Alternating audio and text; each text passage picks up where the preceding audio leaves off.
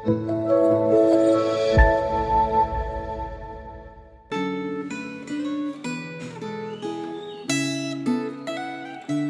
Bapak Ibu Saudara sekalian.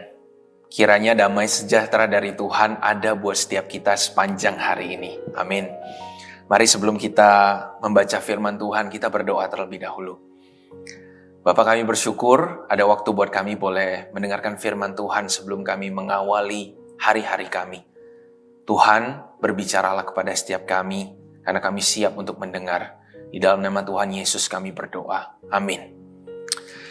Bapak Ibu Saudara, hari ini kita sudah sampai dalam kitab Nehemia pasal yang ke-10 ya. Dan pada hari ini saya akan membacakan Nehemia pasal 10 ayat yang ke-28 saja. Untuk pembacaan secara penuh di dalam pasal 10, Bapak Ibu Saudara bisa baca di dalam waktu pribadi. Saya akan bacakan dari sekarang, Nehemia 10 ayat yang ke-28. Dan orang-orang yang lain, yaitu para imam dan orang-orang Lewi, para penunggu pintu gerbang, para penyanyi, para budak di bait Allah, dan segala orang yang memisahkan diri dari penduduk negeri untuk patuh kepada hukum Allah, serta istri mereka, anak-anak lelaki, dan anak-anak perempuan mereka, begitu juga semua orang yang cukup dewasa untuk mengerti. Sedemikian jauh pembacaan firman Tuhan. Bapak Ibu Saudara, untuk kita bisa mengerti dalam apa yang terjadi di dalam Nehemia pasal 10 ini, kita perlu membacanya dari pasal yang ke-8. Kita mengingat kembali renungan kita 2 hari yang lalu ketika Nehemia pasal yang ke-8 diuraikan dengan baik. Kita akan menemukan kisah di mana orang Israel itu bertobat di hadapan Tuhan. Mereka sudah selama puluhan tahun tidak pernah lagi mendengarkan kitab Taurat. Dan ketika mereka pulang ke Yerusalem dari pembuangan Babel, kita menemukan bahwa ketika Ezra membacakan kembali hukum Taurat, kitab suci mereka yang sudah lama banget mereka nggak dengar, mereka nangis. Mereka terharu, sedih, bahagia karena bisa kembali mendengarkan firman Tuhan setelah sekian lama. Dan dari perasaan yang timbul itu, mereka berjanji kepada Tuhan ingin bertobat. Dan salah satu bagiannya di dalam Nehemia 10 tadi, mereka memisahkan diri, ya, mengkhususkan dirinya untuk kembali taat kepada Tuhan. Ada orang-orang yang mengkhususkan dirinya, memisahkan dirinya dari orang-orang yang tidak mau taat dari Tuhan, dan mereka bersama-sama dengan orang-orang yang mau taat dengan Tuhan, para imam, ya, para pemain musik, penyanyi, dan lain-lain, para pelayan bait Allah waktu itu, mereka berkomitmen memperbaharui perjanjian mereka dengan Tuhan. Tetapi Bapak Ibu Saudara, kalau kita baca secara keseluruhan sampai pasal yang ke-13, kita akan menemukan bahwa janji hanya sekedar janji di hadapan Tuhan. Keinginan mereka bertobat itu tidak terlaksana ternyata. Orang Israel sampai kepada pasal 13, bait Allah yang mereka sudah bangun susah payah, ternyata tidak mereka pelihara.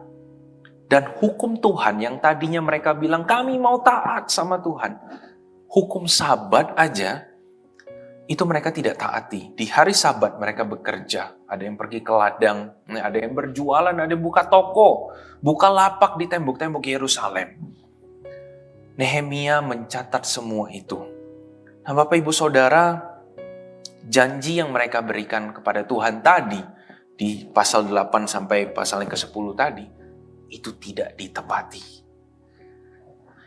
Bapak Ibu Saudara, kurang lebih 1 bulan atau 2 bulan yang lalu, Muse Gabriel pernah memimpin sebuah seminar di GKI Palembang, di tempat kami, ya.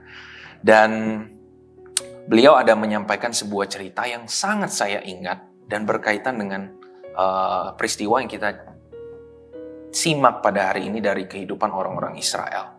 Ya, diceritakan bahwa ada seorang pendeta yang ikut sebuah tur ke sebuah kota atau negeri, ya. Dan di tengah perjalanan tur mereka berhenti di sebuah kolam pemancingan. Nah, tour guide-nya bilang, siapa yang bisa dapat ikan dari kolam pemancingan ini akan diberikan hadiah. Nah, pendeta ini pikir dia kan sering mancing di laut, punya pengalaman mancing, punya keahlian mancing ikan. Dia mau coba. Dia mau coba apakah dia bisa memenuhi tantangan tour guide itu.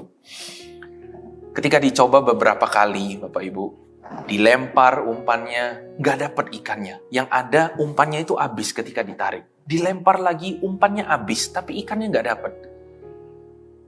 Lama-lama pendeta ini juga nyerah ya, tour guide-nya yang gantiin, tour guide-nya tunjukin gimana cara mancing ikan di kolam ini. Tour guide ini lempar pancingannya ya, langsung dapat, cuma 1 kali coba. Ketika pendeta itu lihat, aku sudah berkali-kali coba tapi gagal, tapi kok kamu cuma sekali aja bisa? Lalu tour guide ini menjawab, Pak Pendeta memang punya pengalaman ya mancing ikan di laut. Tapi cara mancing ikan di laut dengan ikan-ikan di kolam ini berbeda, Pak. Karena kalau ikan di laut, mereka mungkin dalam seumur hidup ikan itu, mereka ketemu kail pancing itu cuma sekali atau 2 kali aja di dalam semasa hidupnya. Karena sekali mereka dapat, kalau orang mancing di laut, dapat ikan, itu pasti ikannya dibawa pulang, dibakar, dimakan.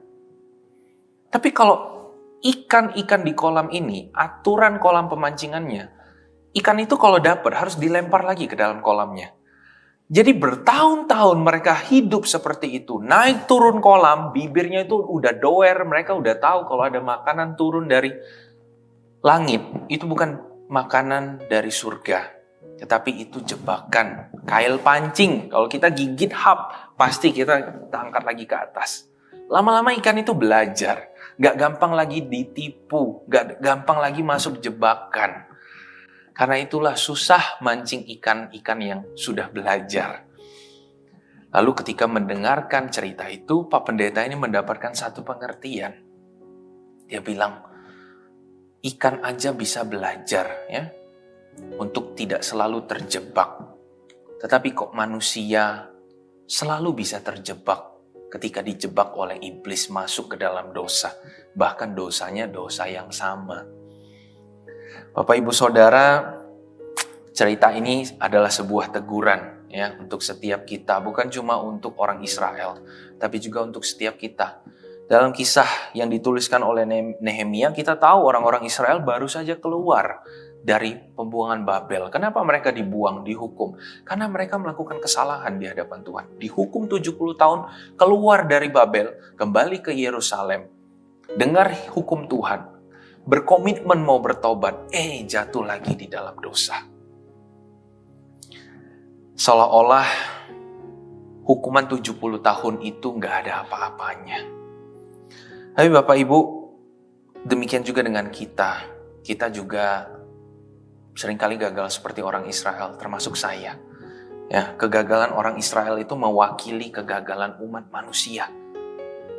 Kehidupan jatuh bangun dalam dosa seperti itu adalah gambaran hidup setiap kita tanpa terkecuali. Dan kita itu bergumul melawan dosa, Bapak Ibu. Itu seumur hidup loh, bukan sehari, 2 hari, setahun, 2 tahun, enggak.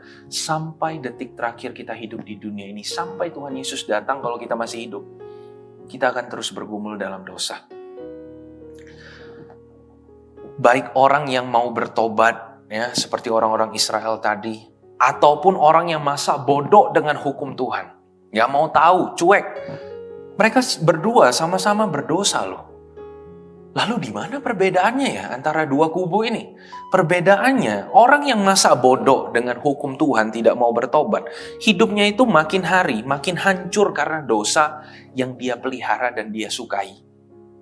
Tetapi orang yang sungguh-sungguh mau bertobat dan taat kepada Tuhan, hidupnya itu perlahan akan lebih baik daripada sebelumnya. Amin. Walaupun memang kita sebagai manusia berdosa, kita bertobat, kita masih bisa jatuh lagi dalam dosa, bisa banget ya. Tetapi keadaan kita tidak akan lebih buruk dari sebelumnya, tetapi lebih baik, lebih mendingan dari sebelumnya, karena kita mau berubah. Nah, dalam pertobatan yang nyata, perlu juga ada perubahan yang nyata di dalam hidup kita, di hadapan Tuhan, meskipun hanya sedikit. Sedikit aja perubahannya, mungkin 1% atau 0,1% di hadapan Tuhan.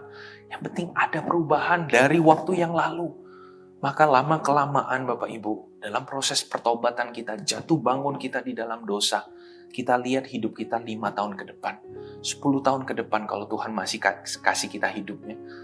Hidup kita itu akan jauh lebih baik dari 10 tahun yang lalu, dari 20 tahun yang lalu. Karena pertobatan kita itu nyata di hadapan Tuhan. Amin Bapak Ibu Saudara. Dan kita juga perlu pertolongan Tuhan dalam hal ini. Kita nggak bisa berubah sendiri. Kita butuh tuntunan Tuhan, kasih sayang Tuhan, kesabaran Tuhan yang selalu jewer kita, cubit kita lagi ketika kita berdosa ya, supaya kita ingat gitu. Jangan lagi berbuat dosa. Amin Bapak Ibu. Mari kita sama-sama minta pertolongan Tuhan. Bapa kami di dalam surga, Bapa kami bersyukur untuk firman yang sudah kami dengar. Kami berkaca Tuhan dari kehidupan bangsa Israel waktu itu. Kami mengakui bahwa kami sebenarnya tidak lebih baik dari mereka. Kami juga seringkali berapi-api, ingin melakukan sesuatu kepada Tuhan, ingin taat hukum Tuhan, ingin berkomitmen hidup kudus di hadapan Tuhan. Tetapi ada kalanya juga kami ini jatuh lagi, jatuh lagi. Oleh karena itu Tuhan kami sadar kami sama lemahnya dengan orang-orang Israel. Oleh sebab itu kami mohon pertolongan Tuhan agar keinginan kami ketika kami mau bertobat, berkomitmen di hadapan Tuhan itu bukan cuma sekedar apa yang ada di mulut, tetapi benar-benar itu berasal dari Tuhan dan di dalam hati kami itu tertanam. Dan oleh kekuatan Tuhan kami juga dimampukan untuk melawan dosa yang selama ini mengikat kami. Dan hari demi hari kami bisa menjadi orang yang lebih baik. Terima kasih Bapa. Dalam nama Tuhan Yesus kami berdoa. Amin.